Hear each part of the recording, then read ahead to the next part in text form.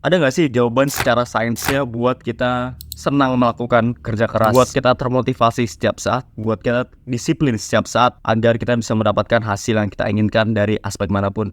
Dan jawabannya tentu bisa. Di video sebelumnya gue sempat nge-mention bahwa motivasi itu adalah salah satu hal yang bullshit dan yes, which is bullshit gitu. Tapi ada nggak sih jawaban pasti yang selain mindset doang? Karena mindset doang itu kan nggak sepenuhnya orang bisa relate apa yang gue bicarakan. Dan jawabannya ada secara science stuff ya. Di sini gue ada ngerujuk dua tokoh. Pertama Anna Lem, dia adalah publisher buku Dopamine of Nation. Kedua ada Dr. Andrew Huberman.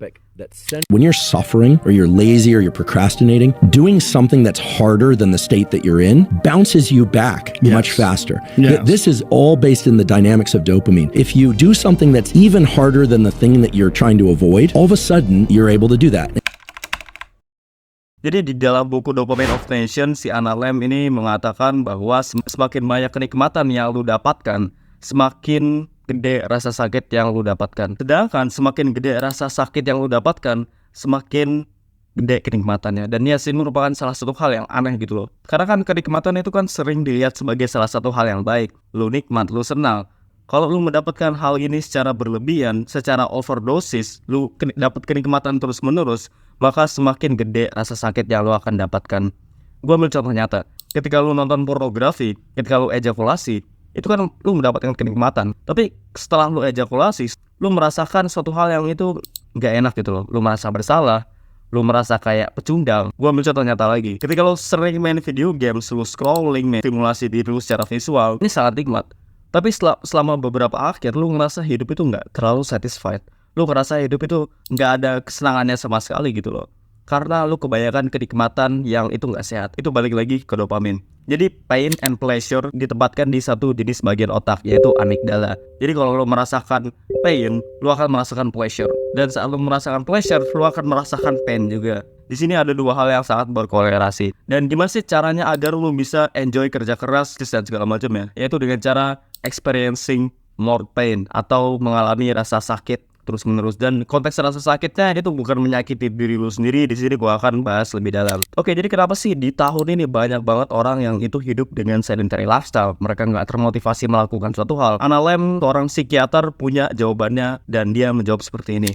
We live in a world in which we are saturated with dopamine, and we live in a culture which encourages us to pursue it. But the ultimate end result of pursuing dopamine is to feel worse than when you started it. Di tahun ini kita sudah banyak banget mendapatkan kenikmatan secara instant gratification, seperti scrolling, nonton pornografi, ejakulasi, main video games, dan pokoknya banyak banget. Belum lagi ada Apple Vision Pro yang ini dipakai di mata lu, dan semakin banyak kenikmatan yang lu dapatkan, semakin gede rasa sakit yang lu dapatkan, yaitu lu akan menjadi malas, lu nggak akan pernah enjoy kerja keras sama sekali. Ibarat itu yin and yang, jadi satu sama lain itu saling melengkapi. Kalau lu kebanyakan dapat pleasure, kenikmatan terus menerus, maka hal ini nggak akan seimbang gitu loh. Karena let's be honest, kita hidup itu kan nggak mungkin dengan senang. Kita hidup tuh cuma buat nyantai, golerin di kasur. Pasti ada satu hal yang harus kita lakukan.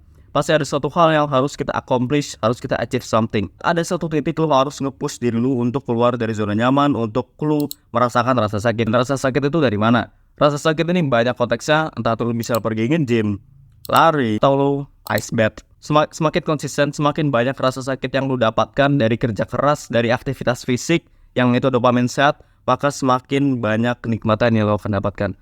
Dan hal ini menyebabkan pengulangan aktivitas. Karena ketika lo mendapatkan kenikmatan, maka lo akan punya potensi untuk mengalami kecanduan atau addicted. Salah satunya seperti gym tadi.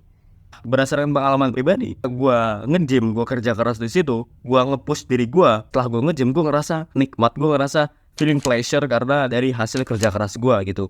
Dan di sini kita dapat dua konsep. Pertama itu instant gratifikasi, dua penundaan gratifikasi. Instant gratifikasi adalah rasa sakit yang lu dapatkan dari kenikmatan. Nonton pornografi, itu kan sebuah kenikmatan instan, lu nggak butuh effort. Lu sisa buka HP lu, ya udah lu dapat kenikmatan itu secara instan.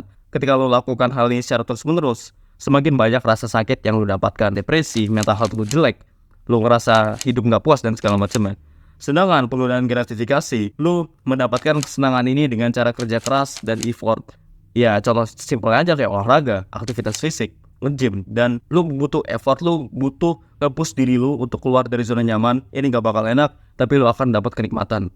Dan apakah ini masih berkorelasi dengan motivasi? Jawabannya iya. Dan alasan tadi Analan bilang kenapa di tahun sekarang itu banyak orang pemalas, banyak orang yang addiction, ya gara-gara sekarang udah banyak banget aksesnya gitu loh. Entah dari segi narkoba ataupun dari segi stimulasi visual itu sendiri. Semakin mudah akses kenikmatan yang mereka dapatkan, semakin mereka malas, semakin mereka gak pengen melakukan apapun dalam kehidupan mereka. Dan yes, mereka akan menjadi kecanduan. Karena kalau kita mengalami suatu hal yang menyenangkan itu kan pasti menjadi candu kan.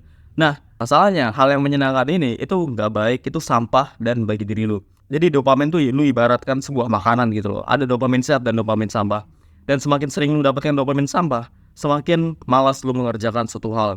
Jadi mulai dari sekarang, mulai alami rasa sakit. Sehari doang coba lu lari, sehari coba lu pergi nge-gym, sehari lu buat melakukan suatu hal yang itu nggak mengenakan. Kalau lu melakukan hal ini secara konsisten, lu bakal merasa kerja keras itu jauh lebih mudah.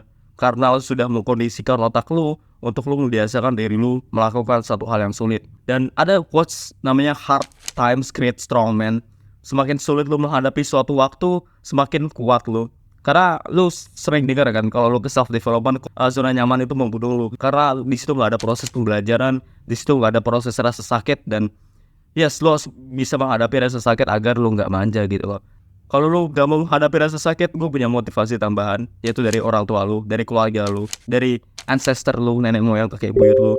Mereka sudah melakukan banyak hal buat lu lahir, buat lu tumbuh dewasa, tapi kenapa lu gak melakukan satu hal yang itu bisa membanggakan buat orang tua lu, buat orang sekitar lu gitu. Kita sebagai manusia tuh gak cuma merasakan kenikmatan, tapi harus ada rasa sakit. Di sini gue bukan motivator sampah, tapi ini berdasarkan science stuff-nya gitu loh. Dan ya kenapa orang malas, gara-gara ya kita kebanyakan kenikmatan, kita kebanyakan pleasure terus menerus.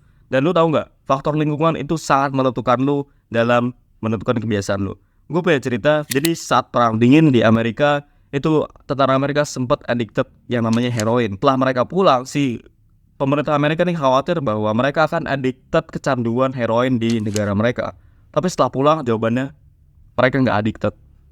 Dan dibandingin sekarang, ketika seorang kecanduan, mereka dibawa ke pusat rehabilitasi.